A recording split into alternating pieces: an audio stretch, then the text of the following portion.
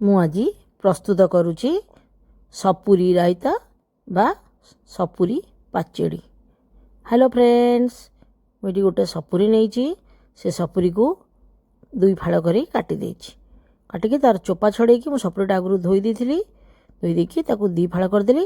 ଛୋଟ ଫାଳଟାକୁ ରଖିଦେଲି, ବଡ଼ ଫାଳଟାକୁ କାଟିକି କଲି। ସପୁରୀକୁ ତା ଚୋପା ଛଡ଼େଇ ଦେଇଛି। ଛୋଟ ଛୋଟ ପିସ୍ କରିଛି ସପୁରୀକୁ ଛୋଟ ଟିକ ଟିକ ପିସ୍ କରିକି ଗୋଟେ ହାଣ୍ଡି ସାଇଡ଼ ରଖିଛି। ସେ ହାଣ୍ଡିରେ ସବୁ ସପୁରୀକୁ ରଖିଛି।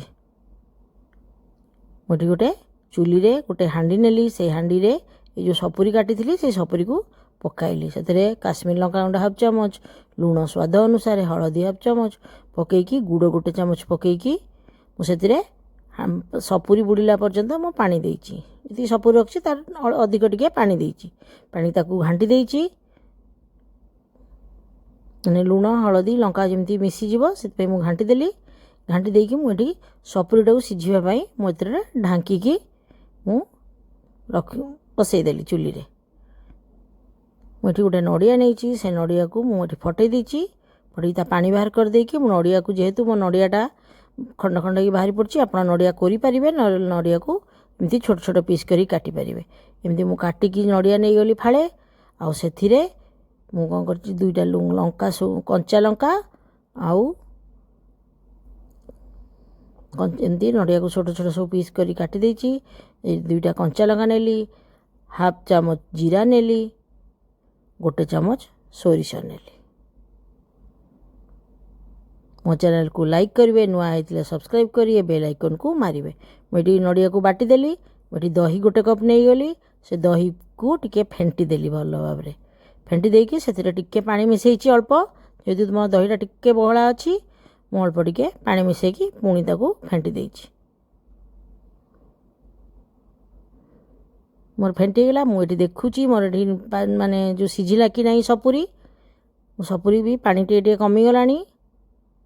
ମୁଁ ଯେଉଁ ବାଟିକି ରଖିଥିଲି ନଡ଼ିଆ, ସେ ନଡ଼ିଆ ପେଷ୍ଟକୁ ପକାଇଲି। ଆଉ ମୁଁ ଏଥିରେ ଟିକେ ପାଣି ଦେଇଦେଲି ଧୋଇକି ପାଣି ଦେଇକି ମୁଁ ତାକୁ କିଛି ସମୟ ପାଇଁ ପୁଣି 5ରୁ 7 ମିନିଟ୍ ପର୍ଯ୍ୟନ୍ତ ତାକୁ ମାନେ ଢାଙ୍କିକି ବସେଇଲି। କାହିଁକିନା ମୁଁ ଯେହେତୁ ଜିରା ପକାଇଛି ଆଉ ସୋରିଷ ପକାଇଛି, ତାର କଞ୍ଚା ଅଂଶ ବାସ୍ନା ହେବ। ମୁଁ ସେଥିପାଇଁ ମୁଁ ଢାଙ୍କିକି ପୁଣି 5ରୁ 7 ମିନିଟ୍ ରଖିଦେଲି। ଯେହେତୁ ପୁଣି ଟିକେ ସେ ସିଝିଯିବ ସପୁରୀ। ମୋର ଗୋଟେ ସପୁରୀ ସିଝିଗଲାଣି। ମୁଁ ଏଠି ଗ୍ୟାସ୍ ବନ୍ଦ କରିଦେଲି, କାହିଁକିନା ମୁଁ ଦେଖିବି ମୋ ସପୁରୀ ପୁରା ହେଇଗଲାଣି। ଆଉ ଯାହା ବାସ୍ନା ବି ବହୁତ ଭଲ ଆସୁଛି। ମୁଁ ଏଠି ଗ୍ୟାସ୍ ବନ୍ଦ କରିଦେଲି। ମୁଁ ଏଠି ଦହି ଫେଣ୍ଟିକି ରଖିଛି। ମୁଁ ଏଇ ଦହିକୁ ଗ୍ୟାସ୍ ବନ୍ଦ କରିସାରିଲା ପରେ ଏଇ ଦହିକୁ ମୁଁ ପକାଇକି ଗୋଳେଇଛି। କିନ୍ତୁ ଗରମ ଅଛି, କିନ୍ତୁ ଗ୍ୟାସ୍ ବନ୍ଦ କରିକି ମୁଁ ଦହିଟା ପକାଇଛି। କିନ୍ତୁ ଫେଣ୍ଟିବେ, ନହେଲେ ଫାଟିଯିବ ଦହି। ଗରମ ଅଛି। ମୁଁ ଏଠି ଫେଣ୍ଟି ଦେଇଛି ଭଲକି ଦହିକୁ ସପୁରୀ ସାଙ୍ଗରେ। ଗୋଟେ ତଡ଼କା ପ୍ୟାନ୍ ନେଇଛି। ସେଥିରେ ରିଫାଇନ୍ ତେଲ 2 ଚାମଚ ନେଇଛି, ହାଫ୍ ଚାମଚ ସୋରିଷ ନେଇଛି, 2ଟା ଶୁଖିଲା ଲଙ୍କା ନେଇଛି, ଆଉ ଭେସୁଙ୍ଗା ପତ୍ର କିଛି ନେଇକି ମୁଁ ଏଠି ତଡ଼କା ଲଗେଇଛି। ତଡ଼କା ଲଗେଇକି ମୁଁ ଏଥିରେ ସପୁରୀ ଦହି ଯେଉଁ ସପୁରୀ କରିଛି, ନଡ଼ିଆ ପାଚେଡ଼ି କରିଛି, ସେଥିରେ ମୁଁ ଢାଳି ଦେଇଛି। ସପୁରୀ ନଡ଼ିଆ ଦହି ପକାଇକି ପାଚେଡ଼ି କରିଛି। ଆପଣ ମୋ ଚ୍ୟାନେଲକୁ ଲାଇକ୍ କରିବେ, ଦେଖିବେ କିପରି ମୁଁ ପ୍ରସ୍ତୁତ କରିଛି। ସେହି ଅନୁସାରେ କରିକି ଖାଇକି ମୋତେ କମେଣ୍ଟରେ ଜଣାଇବେ। ଆଉ ବହୁତ ଟେଷ୍ଟି, ଆଉ ଥଣ୍ଡା ଖାଇବା ପାଇଁ ଭାତ ସାଙ୍ଗରେ ବହୁତ ଭଲ ଲାଗୁଛି।